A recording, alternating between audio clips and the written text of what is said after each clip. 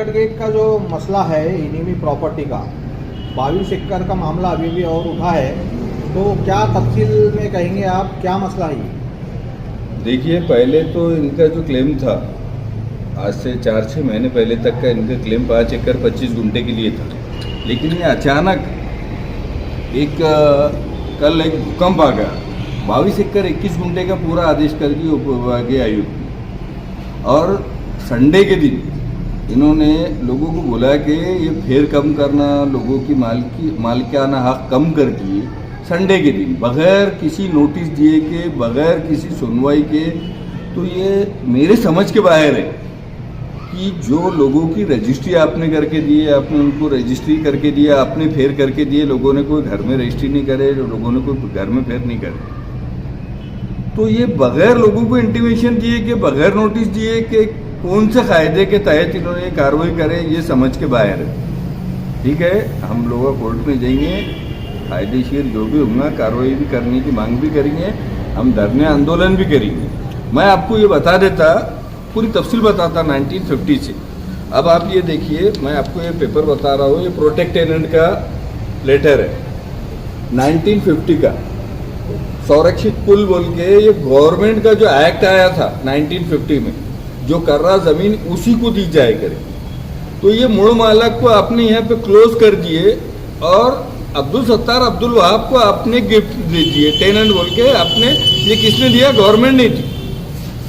ठीक है, उसके बाद में आपने पहानी करे, पहानी पत्रक, खासरा पत्रक और 7/12 पे से आपने मूल मालक जो जूने मालक थे उनका नाम ब्रैकेट में लगा के अब्दुल सत्तार अब्दुल वहाब का नाम ओपन करे।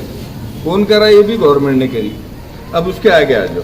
उसके बाद में 1972 में कुछ लोगों ने बोले कि आप 22 एकड़ 21 गुंठे पूरी ले रहे, तो कुछ तो भी उनको मुआवजा दे दो। तो मेरे दादा ने क्या किए थे कि उनको 10 एकड़ उनसे रजिस्ट्री करके कुछ पैसे दे के उनसे रजिस्ट्री करके ले लिए 1972-3 ऐसा कुछ। अब मेरे को नहीं समझता था या मैं नहीं था, जब पैदा भी नहीं हुआ। तो उस टाइम पे मेरे दादा ने 10 एकड़ 11 गुंठे की रजिस्ट्री करके ले ली। तो उसका पीआर कार्ड बन गया था, सर्वे हो गया। और बाकी टेनेंसी का जो था वो तो एज इट इज कायम था। लेकिन ये बंदा कब भागा? एज पर जी मैंने इनका रिकॉर्ड छानबीन किया तो 1974-5 के बाद में भागा। मेरा ये बोलना है कि जब ये 74-5 में भागा, लेकिन उससे बिफोर आपने 50वीं चीज की मालिकी हक किसको दे दिए? टेनेंट किसको घोषित कर दिया आपने? गवर्नमेंट ने अब्दुल सत्तार अब्दुल वहाब। फिर आपने उसमें चूक ये करे कि वो भाग गया, तो आपने 11 एकड़ समथिंग पे वो करे। फिर कुछ लोगों ने वो ला लिए कि नहीं एक ही भाई भागा है कि नहीं भागा, तो आपने 5 एकड़ 25 गुंठे पे सरकार का नाम लगाया। फिर हमने उस पर क्लेम की कि ये इसको नहीं दे सकते आप, ये ऑलरेडी हमको दिया हुआ है। तो उसके भी ऑर्डर्स हैं। जबकि जो जीआर थे, कस्टोडियन ऑफिसर जो कलेक्टर था, तहसीलदार था, पहले कलेक्टर था, डिप्टी कलेक्टर था, हमने एमआरडी तक के भी ये केसेस जीते हुए। लेकिन आपने अमेंडमेंट लाए 2017 में कि नीचे की कोई कोर्ट नहीं सुनेगा इसको, ठीक है ना। लेकिन जब जो जीआर था तो उसको ये कलेक्टर, तहसीलदार, एमआरटी, नीचे के कोर्ट सुनवाई ले सकते थे। हमने कस्टोडियन को उसमें पार्टी बनाए, वो हारे हुए।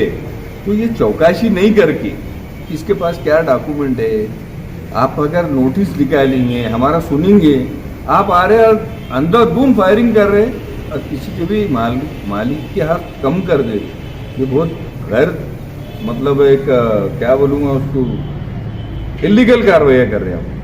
किसके प्रेशर में कर रहे हैं, क्यों कर रहे क्या आपका उसके पीछे एम है, वो मेरे समझ के बाहर है। हमने कल खासदार साहब से भी मिलके उनको सब तफसील बताए, खासदार साहब ने भी देखे।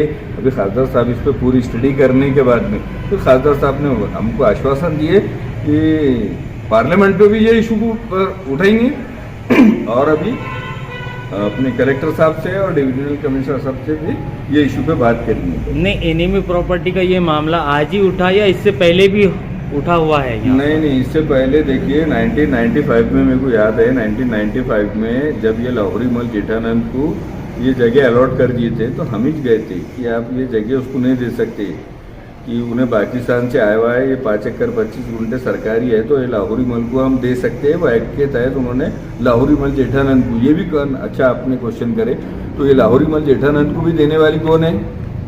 गवर्नमेंट ही है ना।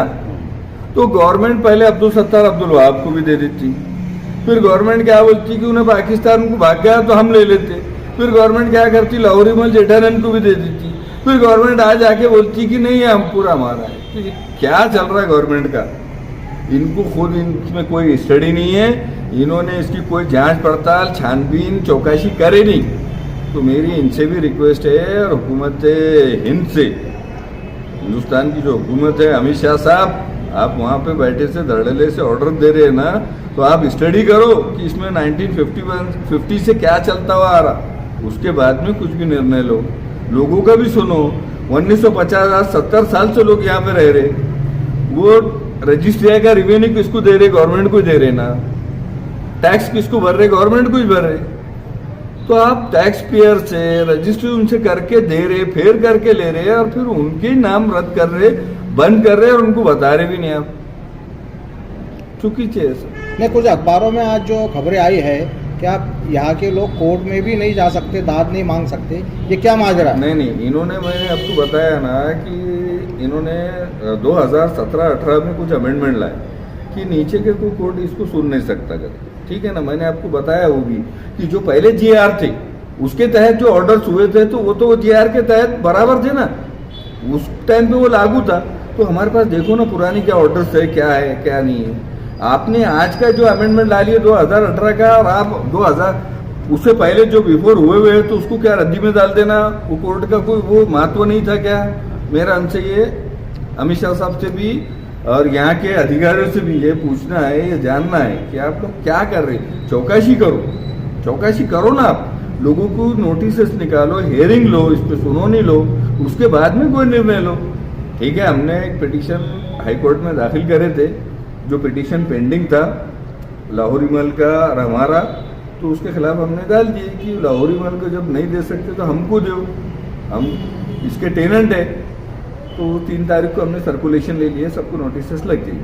नहीं तो ये आपको लगता है कि प्रशासन मनमानी कर रहा है इस मामले में? मनमानी कर रहे हैं बिल्कुल, और किसके बोलने पे कर रहे हैं? मेरे को तो ऐसा लग रहा ना कि वो जो अपने सेंट्रल हुकूमत के दबाव में, प्रेशर में आके वो गलत सलत कुछ भी कर रहे। उनका काम है कि पूरी चौकसी करके सेंट्रल हुकूमत को अहवाल भेजना कि इसमें 1950 से ऐसा ऐसा होते हुए आ रहा, तो हुकूमत को भी मालूम पड़ेगा कि ये ऑलरेडी नहीं, अपन ने दे चुके जमीन, तो उनका निर्णय कुछ बदल लेंगे। लेकिन ये क्या कर रहे हैं कि अहवाल भेज रहे, नहीं भेज रहे, ये कुछ सुन रहे ना सुना रहे, ना पब्लिक का सुन रहे, ना पब्लिक को बता रहे कि किसके आदेश पे यार क्यों कर रहे हैं, कैसा इतनी फास्ट, वो भी संडे के दिन बैठ के आप है तो लोगों के फिर रद्द करते। मतलब उसका मतलब गोलमाल है, कुछ पूरा गोलमाल है। आपको स्टडी नहीं है, आपके पास रिकॉर्ड है क्या? आप अगर आपके पास रिकॉर्ड है तो बताइए ना। 1950 से आपके पास में अगर रिकॉर्ड होगा ना, 7/12 पे आपके नाम आ रहे होंगे, कहीं तो भी आपके नाम आ रहे होंगे ना सरकार का। मैं बता रहा ना आपको, 1982 के बाद में इन्होंने 5 एकड़ भी ईपी सरकार लगाए थे, वो भी आपने लाहौरी मल को दे दिए। उसके खिलाफ भी हम गए, वो भी हमारे फेवर में ऑर्डर्स हो गई, MRT तक के ऑर्डर हो गई। आपको लगता है खासदार इम्तियाज जलील यहाँ के अवाम को इंसाफ दिलाएंगे? इंशाल्लाह जरूर दिलाएंगे। साहब ने इस चीज पूरी स्टडी कर लेने के बाद में साहब इसको पार्लियामेंट में भी, और इनसे अभी भी जो सवाल करेंगे साहब, तो इनको इसका जवाब देना पड़ेगा। देखो लोगों में बहुत गुस्सा है, लोग बहुत परेशान है। किसी का अगर इसमें मौत हो जाती, किसी को हार्ट अटैक आया था, लोग डिप्रेशन में जा रहे, तो ये जो हुकूमत कर रही है, जो अधिकारी कर रहे ना, तो ये लोगों को सताने का काम कर रहे। मेरी इनसे रिक्वेस्ट है कि आप है ना लोगों को तो आश्वासन दो, लोगों को भरोसे में लेके काम करो, जो सच्चाई है बताओ।